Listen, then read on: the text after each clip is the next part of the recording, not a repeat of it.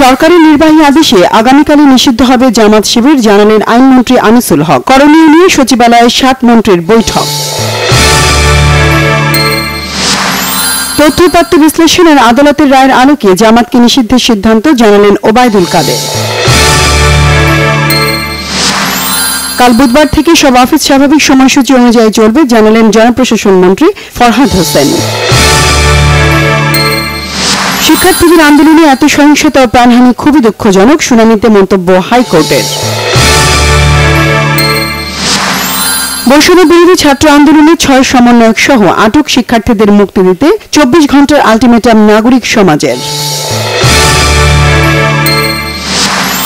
প্রধানমন্ত্রী শেখ হাসিনার সঙ্গে সৌজন্য সাক্ষাৎ করেছেন ঢাকায় নিযুক্ত জার্মানির রাষ্ট্রদূত অখিম ট্রস্টার। কোটা আন্দোলনে নিহতদের জন্য মসজিদ, মন্দির, গির্জা সহ সব ধর্মীয় উপাসনালয়ে বিশেষ প্রার্থনা। কোটা সংস্কার আন্দোলনের সমন্বয়কদের ডিবিতে তুলে নিয়ে স্বীকারোক্তি আদায়ের অভিযোগে জাহাঙ্গীরনগর বিশ্ববিদ্যালয় ক্যাম্পাসে বিক্ষোভ প্রতিবাদ।